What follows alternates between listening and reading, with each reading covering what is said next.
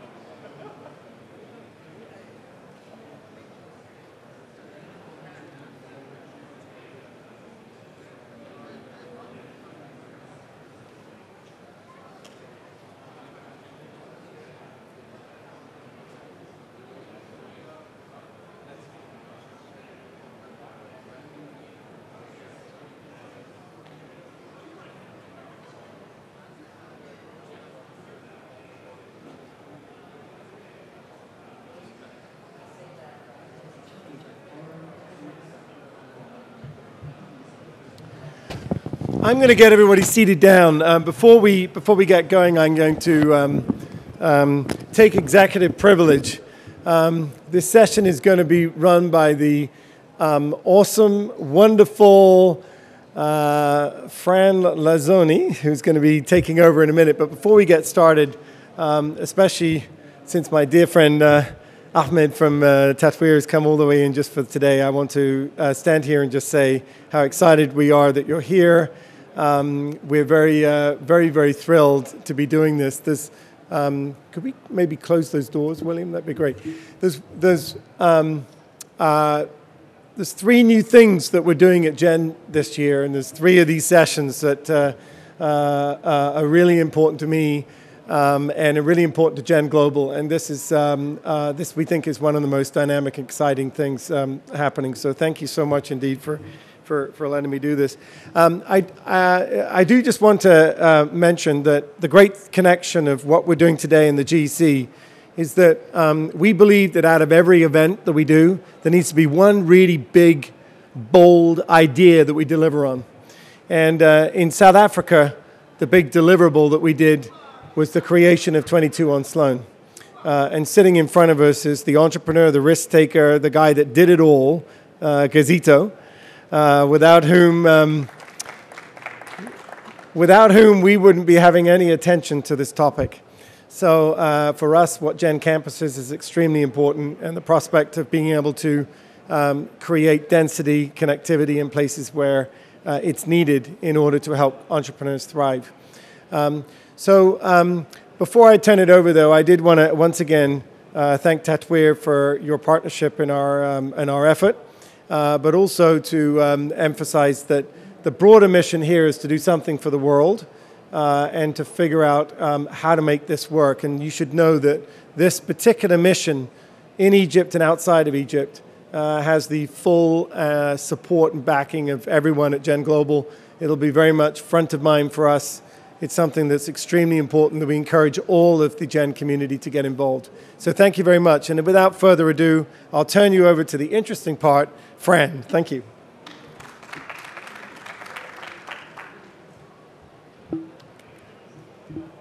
Okay, let's get started. My name, as Jonathan just mentioned, is Frances Lanzone, and I am so privileged to be up here to introduce you to some incredible experts that are reimagining the way that education at the higher level is being done, not just here in Bahrain or in the United States, but all across the world, and particularly in one of the most fascinating continents, Africa.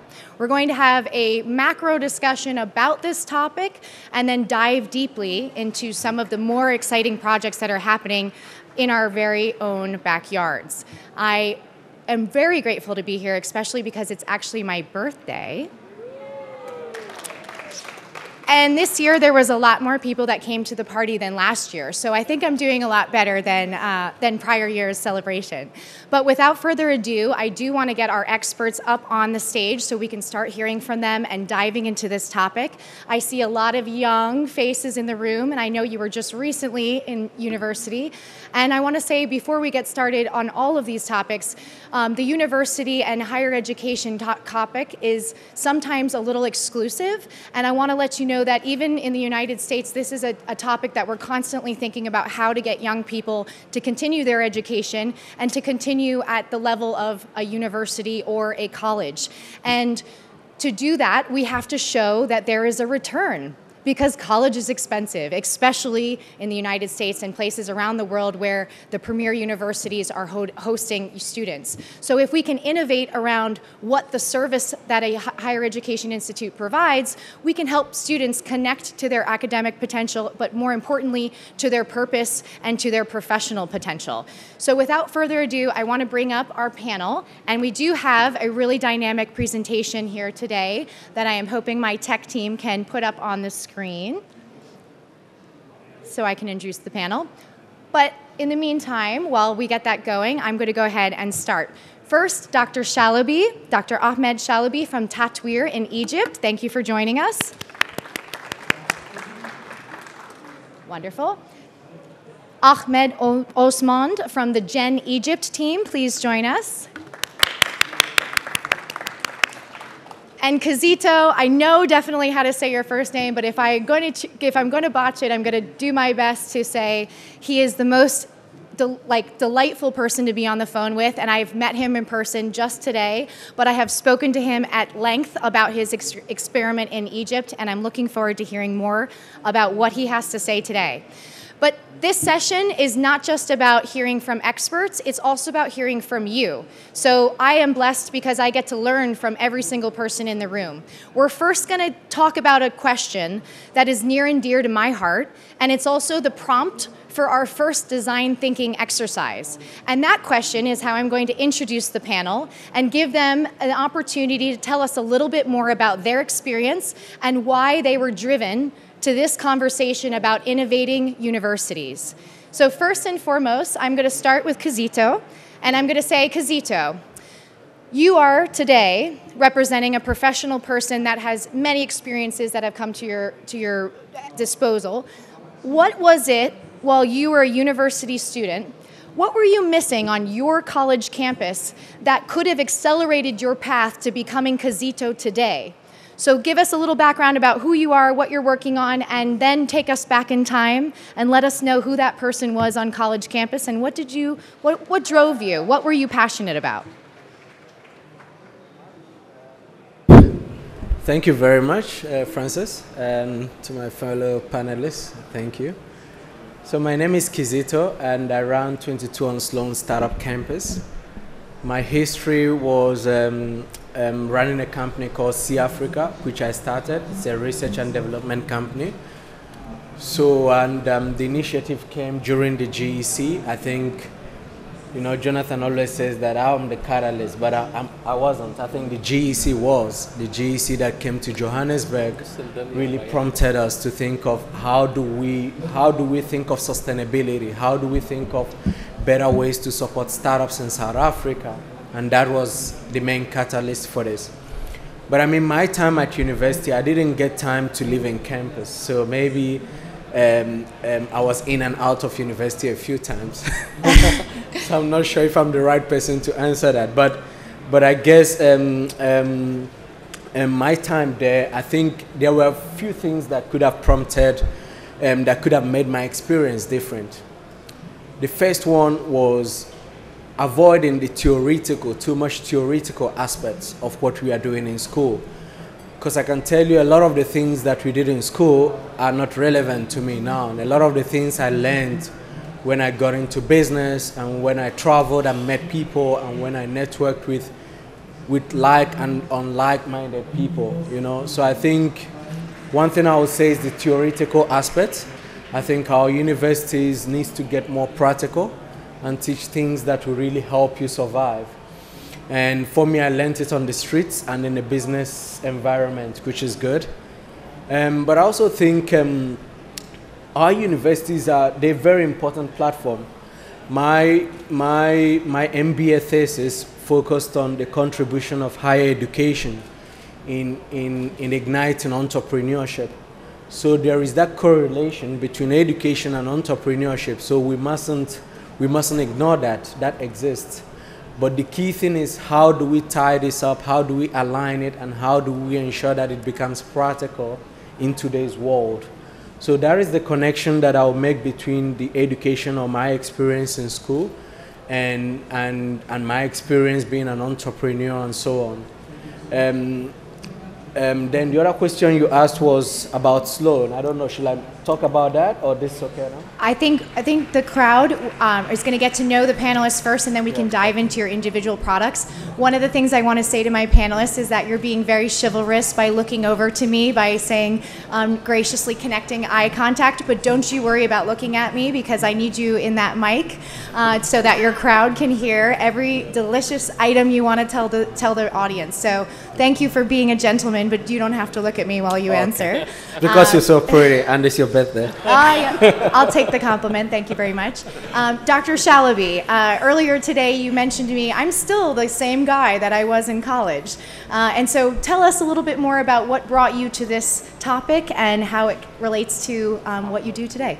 Oh, are you passing your billet? No. I'm saying Ahmed brought me to this topic. So first of all, I'm glad to be here with you guys. My name is Ahmed Shalabi.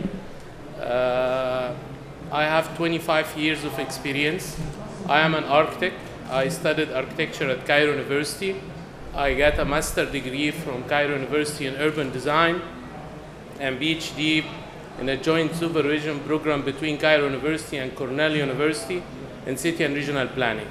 And I am a professor of architecture and urban development at Cairo University. That's part of my identity. The other part is that I am practicing architecture, urban development, and real estate development. I spent half of my career in consultancy, in architecture and urban development, and the other half in managing real estate companies and creating new developments. So this is why it's difficult to me to think about this question, because I'm still engaged with the students as a professor. I studied architecture, and during my time, I think what were missed is the interaction between the college practice and the real life practice. This is really missed. And it is still missed up till now. I'm trying right now personally as a professor and practitioner is to bridge that gap, and even I'm becoming like a little bit popular between my colleagues at Cairo University that I'm doing the two things. So whenever there is a problem related to applications, I'm engaged in that problem. So I think the thing that we need really is how to get the students more engaged in real life problems and real life issues. I have been introduced to the entrepreneurship world 4 years ago by my friend here, Ahmed Osman. He was heading Gen Egypt, and he came to me at that time and asked me as Tatweer Misr to be the main sponsor for Gen Egypt. And we did that 4 years ago. At that time, we were 1 year old company. We were a startup, and we just started 1 year earlier. So since then, I learned a lot about entrepreneurship, and I figured out that we ourselves as Tatweer Misr, we are entrepreneurs. We started from scratch. We started with new ideas and new innovations. So I think back to your question, again, it's the connection between real life applications and university practices. This is really important, and we need to find a way to make it easier for the students. It doesn't mean just internships or just trainings in summer. I think it means more than that, more interaction during the main academic year, more classes that are focused on this kind of interaction. Maybe we can introduce real life projects to the students through private companies and ask them to be part of it. I don't know, but we are doing a lot with Bloomfields, and then I think this is a topic that we will talk about later. Thank you. I love it. Thank you so much. Ahmed, last night you won a very big award. Yes. It was Gen Egypt, big awards. It took a long time to get to that award, but you have had a really tremendous path. Please tell us what was missing on your college campus that could have gotten you to that award even faster. Okay, so what was missing in my college class was I missed a lot of classes. So I did engineering. I studied in the UK, and then I did a master's in engineering and management, and then I worked in engineering. And then suddenly I found myself doing things related to entrepreneurship. And I don't know why this happened. You know, it was a friend who told me, oh, there's this GW. We can organize it in Egypt, and we can do great things for young Egyptians. So I said, yeah, why not? Let's do it. So I've been doing this since 2008, yeah. And then we started Gen Egypt in 2017 when Gen decided to have Gen country presence. And what was really interesting was everyone was saying the word ecosystem. And I didn't know what ecosystem meant, to be very honest. And lots of people still are wondering what it means. So when we mapped out the Egyptian ecosystem, there were lots of players doing lots of things in the entrepreneurship domain, which is great. So as an engineer, I always relate things to physical spaces. So I like this room because it's a box, so you can define what things happen. So I always had this dream to have this space which does things for entrepreneurs. And hence, this is what we're trying to do. I love it. We're to the point. So we've talked a little macro about what this topic means to you. And now I want to go to some physical spaces that we're already looking at. And Kizito brought this to all of your attention, but the building you're looking at behind us actually was imagined and inspired by a global entrepreneurship congress just like this. So can you imagine if we leave here today and someone decides that Bahrain is the next place that they need to build a campus like this? Kizito, give us some insight. Tell us what's working, what's happening, 22 on Sloan. How did it go from GEC mindshare to cement? I think one thing I must give credit to was the team that we put together for the GEC. So for the GEC, we brought private and public sector together, and we formed what we call an LOC, a local organizing committee. And this involves some private sector, civic society, and public sector.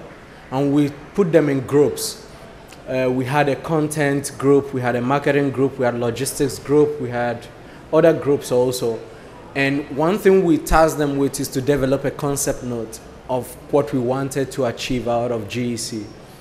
Because from my side, my biggest aim whenever I do something is to think what happens next. So I'm already thinking, if I'm here, if I'm coming to GEC in Bahrain, I'm thinking what happens next post that. And I think that was the inspiration we gave to each team member or each group. And then they developed a concept note. And one of the things that came out is we have so much challenges within our ecosystem. What will be our legacy project? And one of the legacy project people thought of was this. Some people were talking about the fund. There was a fund that is still in the pipeline that we're about to launch pretty soon. So there were so many things in the pipeline. And this was one of it. And we ended up launching it around 8 months after the GEC in March 2017. And I must say it was a tough task because we had some funds that private public sector contributed. And then we had around maybe $500,000-600,000 left from that fund. But also from the company that I was running, which was Sea Africa, we had a bit of fund. So we combined these two funds together. So we put in around $1 million. So I think we contributed around 300. And then from the GEC money left was around 600. So then we decided to build something. It was existing building. We just redid it. And it's still there. So we're still trying to finally secure it and own it. So it's not owned by us, but we've put in money to own it. We've put in around $300,000 already to own the building. The building costs around $5 million or so, or $6 million, something like that. So we are still in the process of owning it. But then what we've done is just bring the ecosystem of entrepreneurs together. We had some private sector there. We signed an agreement with a bank that brought in their digital team there. So around 50 team members from APSA were there the whole of last year building their products and so on. We've also attracted startups. So we have over 100 startups based there. We still have capacity to do up to 400 startups.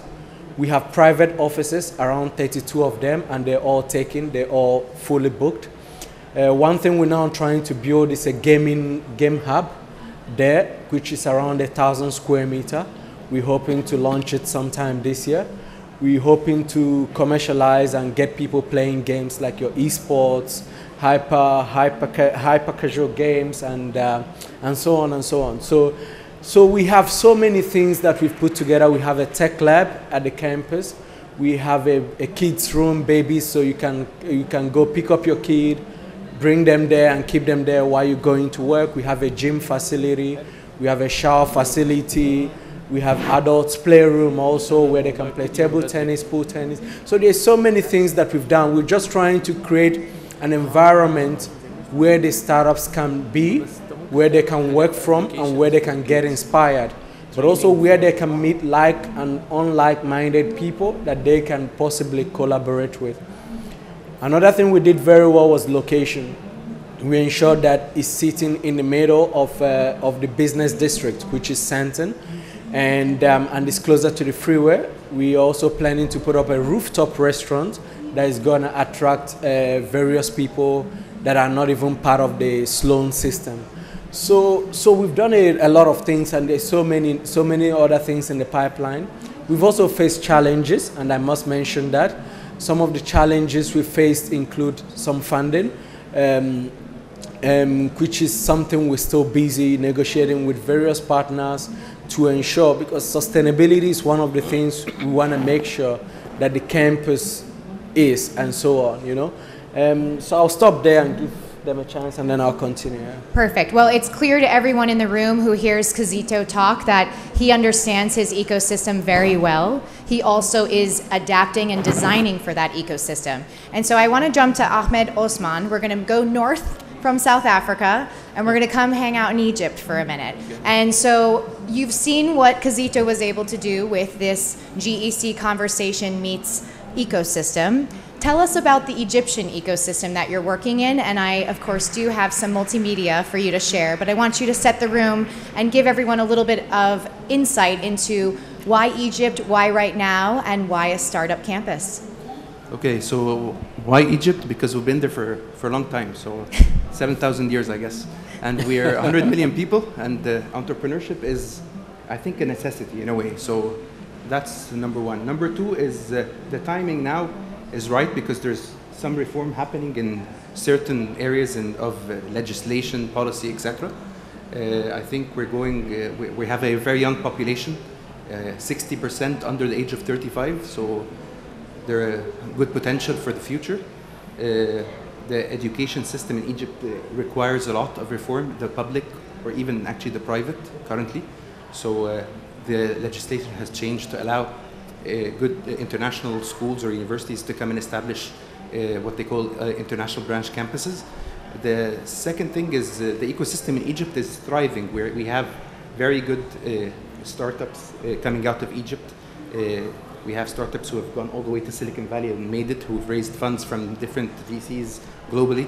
We have major events happening in Egypt. We have the biggest event in Africa called Rise Up, which happens every year, and it's a great success. We're doing a lot of things to support entrepreneurs, and I think just looking at what happened in South Africa when this 22 and Sloan opened, I said, wow, this is a great thing, because it's bringing everyone together. You know, we're all here together yesterday and today, and you can see the interaction when people are in this setup. It works. So I guess once we have Janet Bloomfields, we'll have the same ecosystem clicking.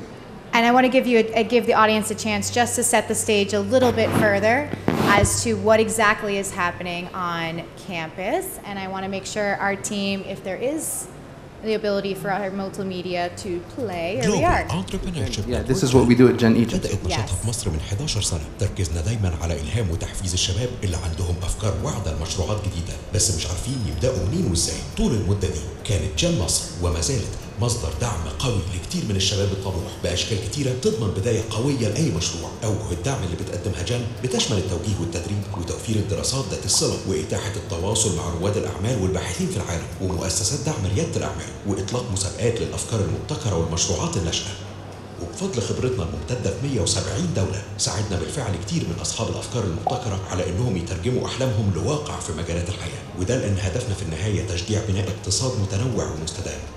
من أهم مشاريع وفعاليات جن مصر مسابقة نواة، مسابقة دعم أصحاب الأفكار والمشروعات الناشئة للفوز بجوائز مالية وتدريب أثناء وبعد المسابقة علشان ينفذوا أفكارهم أو يطوروا مشاريعهم، وده بالتعاون مع شركاء دوليين ومحليين، وتعتبر النهارده واحدة من أهم فعاليات ريادة الأعمال في مصر وبتساهم في تطوير نظام ريادة الأعمال بالكامل. ستارت اب هادر تجمع الشركات الناشئة عبارة عن برنامج شهري مجاني بيقدم فرصة تعلم عملية لرواد الأعمال. بنجمع في الفعالية دي عدد من مؤسسي الشركات، وكل مؤسس لشركة بيعرض قصة شركته للحضور، وبيتبع كل عرض جلسة أسئلة وأجوبة وتعليقات مدتها 20 دقيقة. Entrepreneurial هي مسابقة لريادة الأعمال الرقمية لكل اللي عندهم فكرة مبتكرة في المجال الرقمي. وقدمت مسابقة Entrepreneurial 2017 فرصة للتدريب لأصحاب المشاريع لإطلاق أعمالهم بنجاح والفوز بالدعم المالي والتوجيه والتدريب، وغيرهم من مشاريع وفعاليات تانية بنشتغل عليها طول السنة. أما من أهم مشاريعنا هو الأسبوع العالمي لريادة الأعمال GEW خلال شهر نوفمبر من كل سنة بيقام الأسبوع العالمي لريادة الأعمال في مصر وفي عدد كبير من الدول حول العالم، والسنة دي هي السنة ال11 للأسبوع ده، وهو أسبوع بيجمع كل المهتمين بمجال ريادة الأعمال في العالم كله، وبيتم خلاله عمل مجموعة من الفعاليات والأنشطة والمحاضرات وورش العمل المختلفة اللي بتقوم بيها جان مصر وشركائها اللي بيمثلوا مؤسسات وكيانات مختلفة بتدعم ريادة الأعمال. وبيحتفل الأسبوع السنة دي ب4 مواضيع مختلفة هي المرأة والشباب والدمج والتواصل. علشان تعرف أكتر عن جان مصر أو عن الأسبوع العالمي لريادة الأعمال تقدر تتابعنا على facebook.com/janegypt أو twitter.com/janegypt أو على موقعنا www.janegypt.com. ما تنساش دايما تستخدم الهاشتاجز دي علشان تفضل على تواصل بكل اللي بيحصل خلال الأسبوع في مصر والعالم. #GEW 2018 #GEWEgypt. So you can see from the work that they did last year that this is, and across all of the years, that this ecosystem is thriving. And had I seen that at the Bloomfields or at the Tatweer offices, I probably too would have opened up my checkbook and started writing some checks. But now let's go to a deeper conversation about what we're all here to say is, how do we build this from the ground up? And part of the excitement about why we have Dr. Shalaby here with us is you are still connected to students, you are dreaming big. Tell us about Jen at Bloomfields and let me know what it is that when you would like me to switch, because we have so much multimedia for you, but please. So just to start, let me explain what is Tatweer Misr and what is Bloomfields. Tatweer Misr is a real estate development company, but we are specialized in mega urban development. So currently we are working on 5 million square meter of land. We are developing 5 million square meter of land in 3 different projects. One of these projects is Bloomfields. The idea started like 3 years ago that we need to develop a mega urban development first home destination in the outskirts of Cairo. That was the idea, but we thought we are going to one of the expansions of Cairo, one of the new cities, which is New Cairo, and in order to be successful, we need to have an economic base as a hub for this new development. At that time, we decided that we need to do a university and K-12 schools are the main attraction point to drag people to come and live in one place. At that time, we started a kind of discussion, what kind of university? We need to establish an international branch campus, but what we do with it? Through discussions with friends, especially Ahmed Osman here, we decided together that it's a must to focus on entrepreneurship. Because what Ahmed said, that we are 100 million people in Egypt, 70% of them under the age of 35, 50% under the age of 25. We are a huge young population. And this young population needs to be taught and need to learn that they are destined to be job creators, not job seekers. So we decided at that time that the main theme of the university will be entrepreneurship. And from here, it came the idea of Jen at Bloomfields. Because if we're gonna bring international branch campus for international universities with different disciplines, but with main focus in entrepreneurship, we need something in the heart of this to reflect the entrepreneurial spirit. And Jen at Bloomfields and Jen, the Global Entrepreneurship Network, is the perfect match for what we are doing. So we decided to have Jen at the hub for all our dreams. So Bloomfields is a college town concept where we have entrepreneurial spirit coming out from the Jen at Bloomfields, from the university hub, going to the office building, the retails, the hotels, the hospital, the residential components, all the components in the development. And from here, the story started. And I think we can show now the first video about where Bloomfields is. Perfect. If you're not inspired by that, just wait until you see some of this incredible designs that are coming up and the location as to where it is. If we could, there we are. So we are traveling to Egypt. So we have 3 videos. The first one showed the Bloomfields location.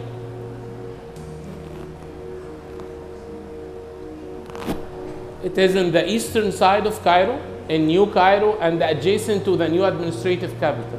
By the way, this area is supposed to accommodate about 10 million people in the coming 10 to 15 years. And the target here is not just Egypt. The target is Africa, North Africa, Middle East, to bring students from all the surrounding area. I think we have one more video. One more video and then the groundbreaking. Yeah. Perfect.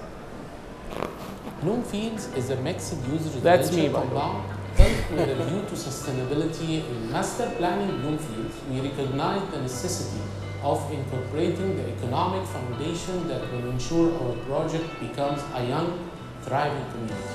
The remarkable value offered by Bloomfields provide more than unique design and construction. Its 90-acre educational district will host an entrepreneurial university, 3 international schools, and the first global entrepreneurship network operated hub for innovation and entrepreneurship in the MENA region. It also offers a range of office spaces integrated with different retail and food and beverage concepts. Using a smart growth approach, the project is developed with high-density areas surrounding the college town, where the university and schools are located to become vibrant centers of activity, and it's complemented by low-density areas destined for residential use with all the aspects necessary. Dr. Shalaby, I can attest to the fact that while we are an inspiring group, what you just displayed, good design, is in this day and age the thing that people go, oh, my phone, I have to, and I loved seeing everyone want to and share with that moment with us, because we are so excited about what this project's going to look like. And this is the groundbreaking. It was last November inside, in the place where we're gonna have Jen at Bloomfields. And it's a desert area now, but this is part of the game. I can tell you that we are now enjoying the dream. We are enjoying that we are thinking about what Jen at Bloomfields should look like. And this is why we are here today, and this will be the next part. But this, you can show the video if Great, we're gonna flow through some slides too as well, if you wanna keep talking about some of your vision about the major campus. So the idea that we are starting this from scratch, and we are thinking about it as a college town concept with Jen at the heart of it. So we need to get the ideas of young generations, young students, what they want this to look like in 2-3 years from now, in 10 years from now. I think we need to think about an organic idea that could grow over time, or maybe becoming something different over time from inside. This is what I like about the place here. The building is, as Ahmed said, is just a cube. But what Jen did inside the building is amazing. So you are changing. Can we come up with an idea, architectural idea, to have something changeable inside our building, Jen at Bloomfields? So this is an enjoyment journey that we are enjoying together. Our team, Tatweer Misr, Jen Egypt, and Jen Global. I think we are enjoying this moment and trying to create something different and something unique. And I think we have the video ready to go for the groundbreaking, just to see exactly what this looks like in person today. وضع حجر أساس أول مركز إقليمي لريادة الأعمال في مصر والشرق الأوسط وشمال أفريقيا. Speaking a lot by Jen. إن أنا أكون هنا شاهد على وضع حجر الأساس لمنظومة متكاملة. مش عايزة أقول إن هو مركز إقليمي فقط، ولكن منظومة متكاملة مقدمة إن شاء الله فعلا قريب هنا. Thank you for having me here today. I'm so proud to be here. So proud of our new partners, and so proud to have the opportunity, Minister, to work with you going forward. But particularly proud to have the opportunity to meet many of you. التعاون اللي احنا بصدده النهارده لما يبدأ المشروع إن يبقى فيه أكاديمية متخصصة وملاهي متخصصة النهارده إنها تساعد رواد الأعمال إن هم يبقوا متواجدين. Well, I think that absolutely that deserves the round of applause. So I think that that video clearly illustrates the fact that public and private are at the table for this project as well. And Ahmed Osman already told us that the government actually changed the law in order for this kind of innovation and creativity to even flourish. So we do want to recognize the fact that you, as the private sector partner to this, also helped innovate on regulation that was already changed in your country, and what an opportunity this is. Yes. So I want to offer an opportunity to welcome up a special guest who might or may not be a little frustrated with me that I'm putting him on the spot, but he's a tremendous architect, and he is full of youthful, fun, progressive, great ideas. And I want to bring him up. His name is Harry Ortmans. And he is responsible for this fantastic design. And Harry, I'm going to let you sit here, and I want you to introduce us to what you believe should Janet Bloomfield should look like.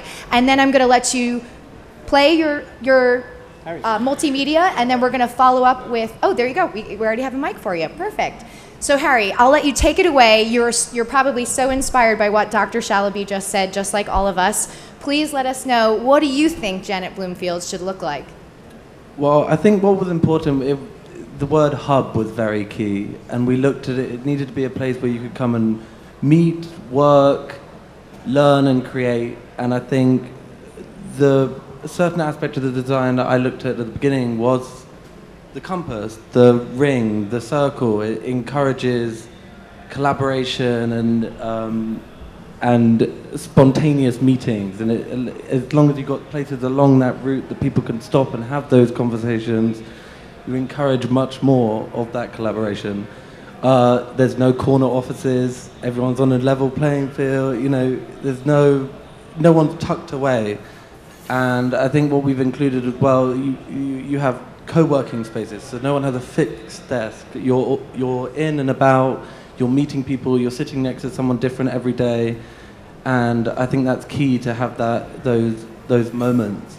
That feels a lot like the Gen community, that you're never talking to the same person twice at the Global Entrepreneurship Congress, and that's the beauty of it, right? Yeah, and we've included, again, same as Sloan 22, we've included a restaurant on the top that can encourage other people who aren't necessarily part of the ecosystem yet to come and enjoy the space as well. And maybe they'll be inspired when they visit and want to be a part of the ecosystem. I want to highlight that nice innovative moment that we drew on some of the feedback that we've already heard from Kizito about some of the things he's learning at other Gen campuses. But without further ado, I'd love to welcome everyone inside your design. Is that allowed? Come on in.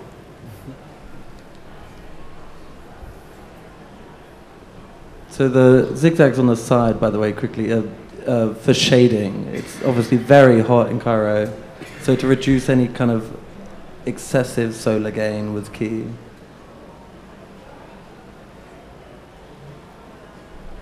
I like what you said about no corner offices.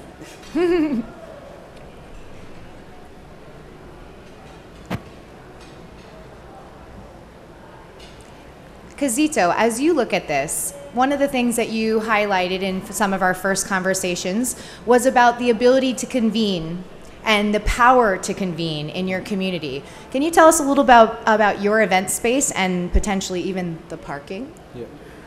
So one thing we did was we have an atrium, which is, so whenever you go around the building, you're still forced to come through the atrium, and the atrium is like a meeting place.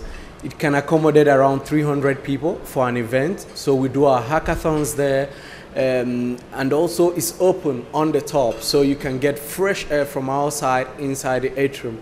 So it's an open closed area, and we noticed that some startups, even though when they're sitting in the open plan space and so on, sometimes they want to get out of there and go to the atrium and just work from there. So that is something we've done there. But also another important aspect is a lot of the hubs, I think even in South Africa or even in Africa, even in US and so on, you'll notice a lot of the hubs, parking spaces are an issue. And one thing we've done is we made sure that 22 on Sloan had enough parking space. So we have around 180 parking bays. It gives startups the opportunity to bring their cars whenever and leave later without worrying about public transportation and so on. So that is something we've we've done. I think something that Harry mentioned, which is also important, and I think we'll borrow this, is that we want, one thing we also gonna be doing maybe pretty soon is when you're walking around the building, you can just stop on the balcony or on the hallway with someone and just share ideas and write it on the wall and clean it up again and so on. So we want to create those kind of collaborative hallways and where people just meet each other along the way and just chat and write it on the wall and clean it up. So it's something I think we'll also implement at some stage. I'm flipping through some of these creative designs that Harry's been pushing into this mix, and I think that it's really fantastic that he brought in the element on the external piece and face, because ecosystem doesn't just refer to the entrepreneurship ecosystem. As when you come to Egypt, you're also talking about the physical ecosystem that you're in and the environmental. So understanding resources and energy sources and things that we can be innovative on for the future, this is what I think Harry and all of us in the room are dreaming of, to create spaces that not only inspire you to change the office that you're in, but to change the world that you're living in. And I stop at this slide because this is one of the ones that, that we've already touched on here. But I think that it's important for us to recognize the fact that Kizito, 22 on Sloan, when you were imagining 22 on Sloan, did you ever imagine that there would be tourists that were interested in coming into your building? And is this kind of the next wave of what we're imagining? Is there entrepreneur tourism happening? Yeah, so one of the things we also did before we launched Sloan is we traveled a bit and checked out what was happening around the world. I know one of the places I visited was Station F in France. And we kind of picked up one or two ideas also from there. But also one thing we're picking up now is almost every week there are visitors coming to Sloan, either from the US or from Kenya or from various parts of the world. Even next 2 weeks or so, we're hosting some students, MBA students from university in DC also. So it's around 20 of them coming to Sloan. So we always receive visitors. We have also startups from Nigeria. They come in, they stay for a week and go back to their countries and so on. So now we're experiencing that entrepreneurship tourism. And I think there is a big opportunity for that. And we just have to encourage it more and create more spaces for them. It's just sometimes when we receive these requests, we see that we're receiving it almost every day, and we're like, we can't cope. Let's tell them we're not available. But also we're trying as much as possible to because also it takes you need a team to really run this, right? And the team also its resources, it affects your salaries, all those things. You know the story.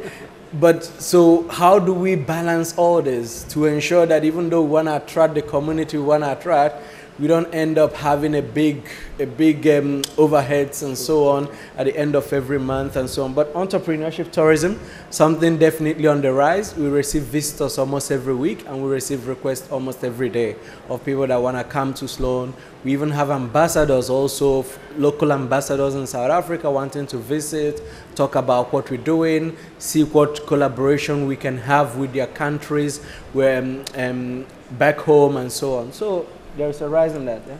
Dr. Shalaby, I expect that at some point we're all going to be having lunch up at your rooftop restaurant. But tell us a bit about how you feel about that kind of reaction. Is that what your dreams are for Bloomfields? Are you hoping that will be the model city in the Middle East that kind of brings people together like this? Tell us the aspirational big picture. We love it. Okay. So first, this cafe on rooftop will be our perfect spot for gatherings. So we'll see you all there. I think first of all, I love the design. I love the circle. I love that it expresses Gen identity. I love that about the design. I look forward to have more flexible, interactive design. So I think these are two keywords that we need to achieve in this building, to be flexible as much as we can and to be interactive as much as we can. I think what we are developing together here with the Gen at Bloomfields, with the campus, the entrepreneurship campus, with Bloomfields concept, I think through our discussions today with Jonathan and with the team, we are developing something unique in the world. And I think at one point, this model could be replicated in different places in the world. I think this is a new way of thinking about entrepreneurship and how to get entrepreneurship to affect the lives of as many people as we can. That's it. Dr. Shalaby, I would be remiss if I didn't give the audience an opportunity to find out more about how they can be a part of the Bloomfields community, whether that's a partner with Gen Egypt that's doing programming at Gen at Bloomfields, or whether that's a university representative in the audience that's interested in somehow having their campus be affiliated somehow with this exciting new project. Do you have any recommendations for what the audience can do to get more involved? No, actually, we have our colleague Dalia here, Dalia Sharif. She is the Chief Business Officer at Tatweer Misr, and she is heading this project. So Dalia have all the resources that are related to this project, and she is the one in contact with many American universities. We actually signed the first university, NJIT, New Jersey Institute of Technology. We signed with them to bring them to Egypt and to open their branch campus in Egypt, and we are talking with many other universities, and Dalia is heading the discussions and the agreements, and she is the one to get in touch if you need anything related to Bloomfields and Gen at Bloomfields. I love it. So we are technically out of time for the experts to be here talking about these exciting new foundational topics. What is really amazing about how this all came to be is that you can actually follow the thread of innovation through all of these different convenings that we've had and through the relationships that were built on your own college campuses way back when, and are now coming to fruition when you are becoming the professional version of that architecture student that you wanted to become, or innovating around the ecosystem that you knew very well in order to just deliver the product that they were looking for. Now, Harry has already been recruited into the brain power of how to design this campus, but what I'm going to do in the next session is actually get you all out of your seats and get you really uncomfortable and make you talk to each other and experiment together. But before we do that, I want to say thank you to Dr. Shalaby and to Ahmed Osman and to Gazito. And of course, Ahmed, please I just close want us out. one thing. When we think of this building, it's supposed to open in a couple of years or so. So I think we should be looking at the future in a way. So the future, I don't know how it will look like, you know, in terms of energy, in terms of how spaces are being created. Do we get this? I'm seeing lots of videos of buildings which open and close, which disappear underground. You know, all this. We need to really embrace the future, because when we think of 10-year-olds and 11-year-olds using this building in 10, 15 years, I don't think they'll need the typical building we're using now. I don't know how it will look like, but we need to be a bit forward-thinking. So we need a drone helicopter landing where you can drop off the people instead of parking spaces, that's right? my comment. Keep the economic aspects into place, please, guys. We are paying at the end. Wonderful. Well, thank you so much for all of your input, and we look forward to the next part of this session where we're going to be giving you all of these ideas that this beautiful design work has inspired in their audience. So thank you. Thank you. Okay. We'll let you off. Yes, of course, of course.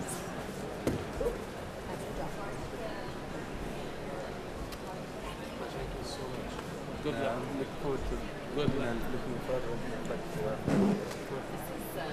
Wow. We need to meet and it's crazy to identify that about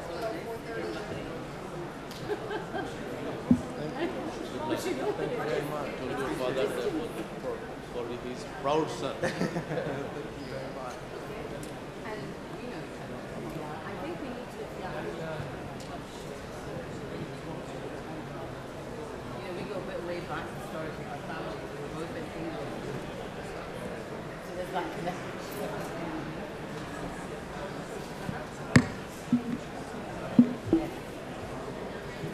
Okay. So while the room is mingling with our experts, I want everyone to know that we are going to be dividing up into a few groups of creatives, and we're going to be working on a couple of ideas that we can send back with Dr. Shalaby for how to create the Janet Bloomfield's campus. So if you will be gracious for me, I will hit some post-it notes in your hand as well as some worksheets, and we'll be working through a little quick design thinking workshop. Anyone stick through?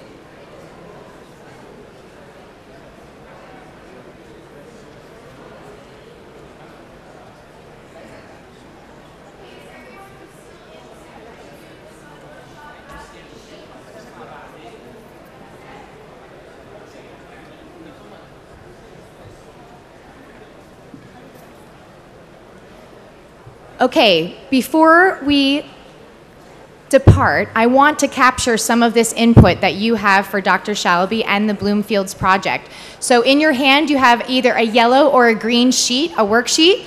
If I can ask everyone who has a yellow worksheet to come sit on this side of the room, we're going to have a quick little design thinking workshop where we're going to write down some of these ideas and some of these concepts that we would like to see at the Janet Bloomfield side.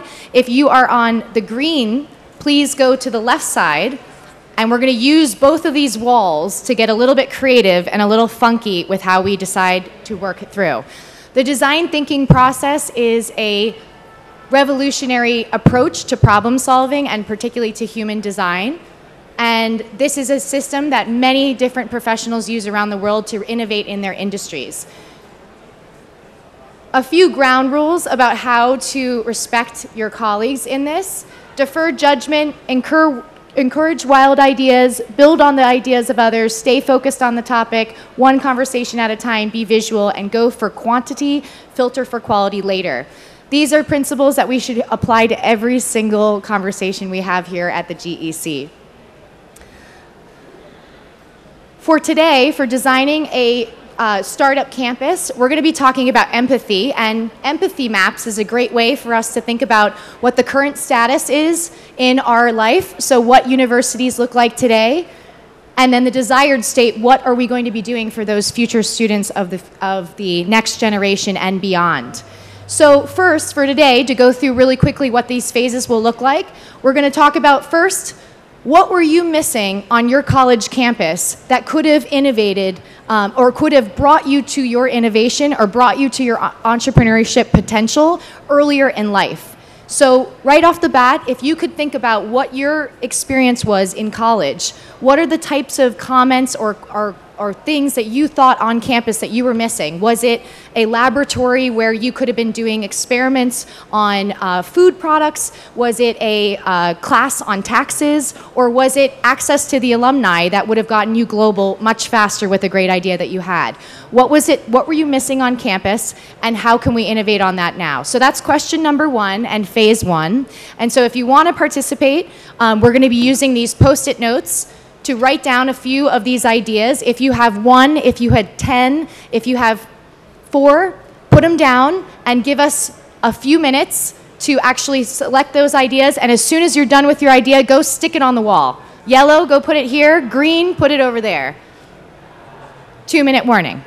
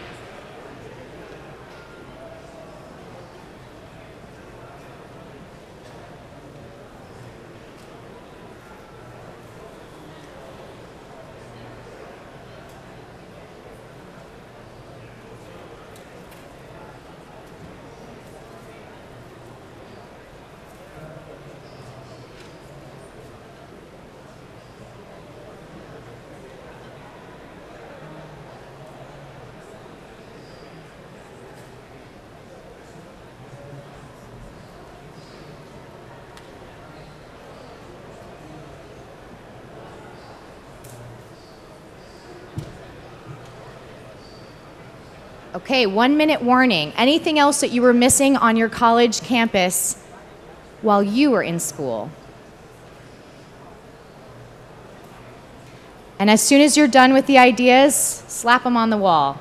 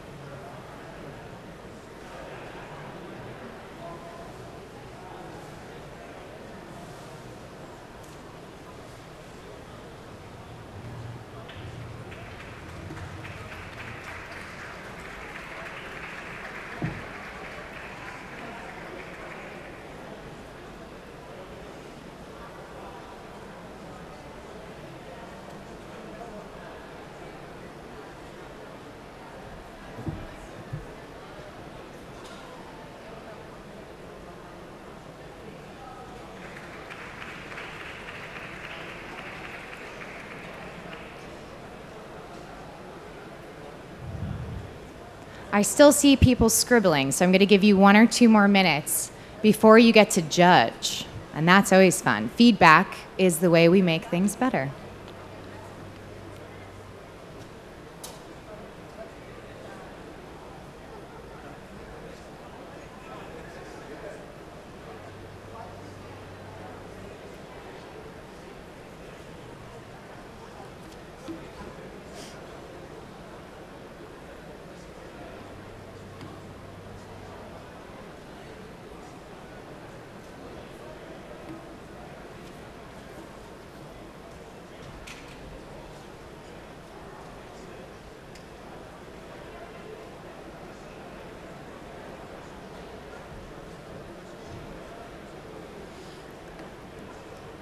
Okay, so I can tell that we are getting some good ideas on both sides, and what I'm going to do is actually, since we're a little more intimate of a group, I'm actually going to bring those over, but in the meantime, I'd love everyone to stand up with your pen, come on over to this wall, and I'm going to bring over those, and I want you to just take a look. Don't do anything yet, but just read all of the Post-it notes that are on the wall, and we're going to take a second to just evaluate what just came out of our minds after seeing all of that great design work.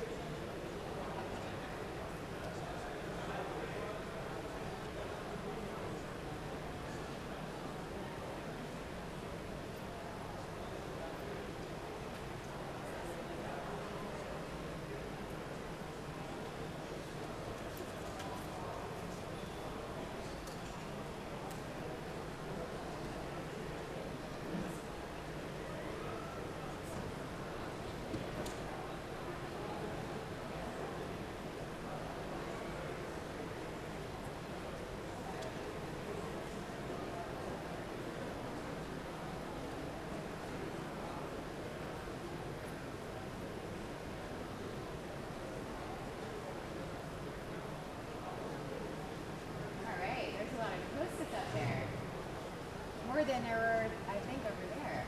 You guys are more aspirational for the future than we were for our own college days, eh? Me too.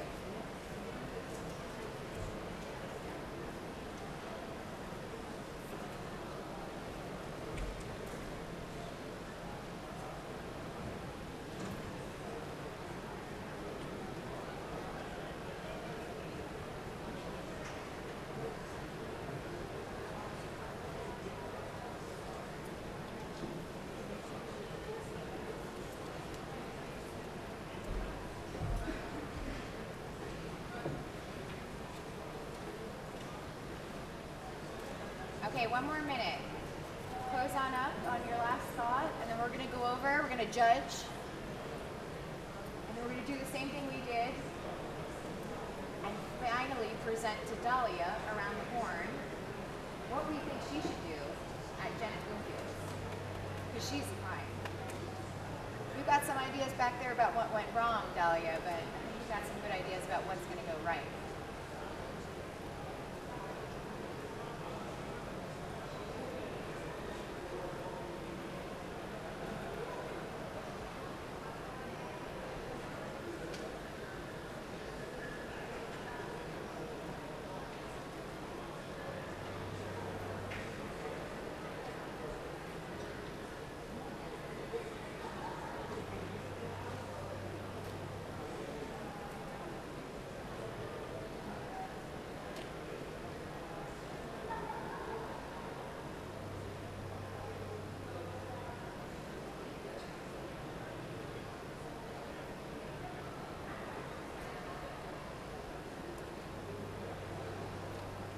Perfect.